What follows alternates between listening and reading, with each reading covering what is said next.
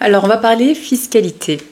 Donc, tout au long de cette chaîne YouTube, nous n'avons pas beaucoup parlé de notre fiscalité, juste au début, où on vous a dit que nous avons acheté nos immeubles en nom propre. Donc, dès le début de notre aventure, en 2018, en fait, on a voulu commencer dans l'immobilier pour utiliser cet argent parce que notre activité d'infirmière libérale était en chute libre. Donc il fallait qu'on trouve une solution pour justement gagner de l'argent. En cherchant, tu regarderas la première vidéo, on a tout expliqué.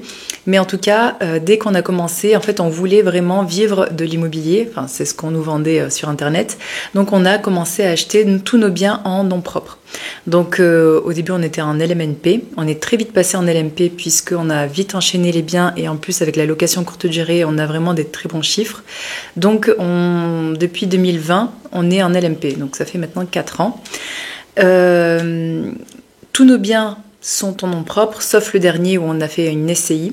Donc nous avons fait les 2 premiers en nom propre, comme je t'ai dit, parce que vraiment c'était notre stratégie. On voulait vivre de l'immobilier, donc on voulait vraiment utiliser cet argent tous les mois.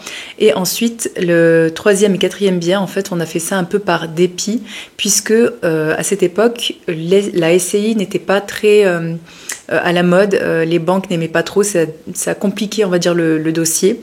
Alors que maintenant c'est vraiment tout le contraire. Quand tu viens avec une SCI, que ce soit l'IR ou à l'IS, les banques comprennent et c'est beaucoup plus facile d'emprunter. Donc on a fait ça en fait, donc les 2 derniers on a vraiment voulu faire une SCI, mais voilà, on sentait que ça a compliqué le dossier, surtout que nous nos dossiers sont assez complexes par rapport justement au coût des travaux, puisque nous empruntons souvent une somme à peu près de 100 000, 150 000 euros pour l'acquisition, voire 200 000, et ensuite on met donc 300, 350 000 de travaux. Donc déjà c'est assez complexe à ce niveau-là. En plus rajouter une SCI, les banques étaient assez frileuses. Donc nos 4 premiers immeubles, je pensais que c'était 3, mais nos 4 premiers immeubles sont en nom propre, et puis le dernier en SCI. Mais ce n'est pas si grave que ça en fait, ce n'est pas si négatif que ça de passer en LMP, puisque tu as pas mal d'avantages que je vais te citer aujourd'hui. Peut-être que tu vas comprendre, peut-être pas. Donc en fait j'ai décidé vraiment tout au long de ce mois, je vais essayer de te faire du contenu. Je pense que je vais te détailler chaque régime fiscal par vidéo pour que tu comprennes. Je vais commencer par un organigramme, une petite vidéo je vais essayer de faire comme un mind map pour que je t'explique en fait vraiment les différentes manières d'investir, que ce soit en nom propre et en société, et on va en découler pas mal de choses. Donc je vais essayer de te faire ça pour que ça soit plus compréhensible, parce que toutes les personnes que j'ai au téléphone, vraiment, je pense que 80% d'entre vous sont bloqués par la fiscalité, et c'est normal. J'ai l'impression que c'est limite fait exprès que ça soit aussi complexe. Donc, complexe oui et non. Quand on comprend, après je ne sais pas tout, mais quand on comprend, on arrive à faire le distinguo et on comprend les avantages et les inconvénients. Et surtout, ne dites-vous pas que moi je fais du LMP ou de la SCI, que ça sera bon pour vous. Ça va dépendre surtout de vos objectifs. Nous avons tous nos biens en LMP, le dernier en SCI. Le LMP est avantageux puisque tu ne payes pas de plus-value long terme et court terme. Donc c'est des termes assez techniques que je t'expliquerai plus tard. Quand tu as moins de 90 000 euros de chiffre d'affaires, nous on les dépasse largement. Donc déjà c'est pas avantageux pour nous le LMP, parce qu'on fait au moins 285 000 de chiffre d'affaires l'année 2023. On attend toujours nos bilans. On est quoi aujourd'hui ? Nous sommes le 4 juin, mardi 4 juin, et on attend toujours nos bilans. Bref. Voilà, le LMP, il faut 5 ans de LMP, donc nous on va les avoir. On aurait pu vendre nos biens après 5 ans avec un chiffre d'affaires à moins de 90 000 euros, on aurait été gagnant. Mais là, comme je vous dis, pour nous c'est mort. Cet avantage n'est pas exploitable pour nous en tout cas. Ensuite, il est avantageux parce que tu ne payes pas aussi l'IFI, pareil, sous certaines conditions. Mais voilà, comme je t'ai dit, on a commencé en LMNP, nous sommes très vite passés en LMP, et maintenant, en fait, on a trouvé des solutions. Donc, évidemment, on s'est énormément formée, enfin je me suis énormément formée sur la fiscalité. On a aussi nous nos propres mentors parce que c'est sûr qu'on on accompagne des personnes qui veulent arriver jusqu'à avoir 3, 4, 5 immeubles, mais nous on a besoin aussi de mentors. En fait, toutes les personnes ont besoin de quelqu'un qui est plus haut que soi pour justement arriver à son objectif. Donc après un call avec Fouad Berlin, je ne sais pas si vous connaissez, il fait un podcast super qui s'appelle 10 millions. Donc c'est notre objectif. Et du coup voilà, on a eu un appel pendant bien 2 heures sur notre stratégie. Donc c'est vrai qu'on a plusieurs possibilités de rectifier ça.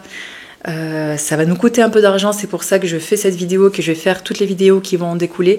C'est vraiment pour vous éviter les erreurs qu'on a faites, parce que ça peut coûter de l'argent, c'est toujours rectifiable, mais c'est vraiment dommage de travailler, de mettre de la sueur et du temps dans quelque chose qui nous tient à cœur, et à la fin on le revend, ou même si on se le revend nous-mêmes, on va en perdre. Enfin bon, tout ça c'est vraiment une stratégie qu'on va mettre en place cette année. C'est pour ça qu'on finit donc notre dernier immeuble qui va être terminé, j'espère, d'ici 10 jours, 2 semaines. On va aussi mettre une petite pause parce qu'on a d'autres travaux aussi à la maison que je vous montrerai, et on aimerait vraiment caler donc là, dès l'année 2024, notre fiscalité et l'optimiser au maximum. Plusieurs choix s'offrent à nous. Donc notre premier choix, c'est de tout revendre. C'est pas du tout ce qu'on veut, mais en tout cas voilà, le choix de tout revendre ou de revendre une partie pour pouvoir ensuite avoir nos billets. Donc évidemment, quand on investit, nous je sais pas si, enfin tu l'as vu, hein, on loue tout en location courte durée parce que nos biens à la base sont très très bien placés. C'est des investissements patrimoniaux entre guillemets parce qu'ils sont en hypercentre. On met de la valeur avec les travaux, donc on crée de la valeur avec les travaux. Et quand on investit, on pense déjà à la revente. C'est pour ça qu'on fait très bien les choses quand on divise, quand on fait les compteurs EDF, que ce soit les compteurs d'eau, enfin tout est fait en sorte qu'on peut les revendre appartement par appartement ou l'immeuble complet, mais tout est fait pour vraiment faciliter la revente et avoir le plus de plus-value possible découlant ces investissements-là. Donc quand on achète, on pense à la plus-value et ensuite on pense au rendement. Combien le bien va nous rapporter chaque année. Donc nous mettons ces locations en location courte durée parce que ça nous rapporte beaucoup plus, mais en location nue et meublée, je le dis encore, ça nous rapporte. On a des très bonnes rentabilités, même en location nue.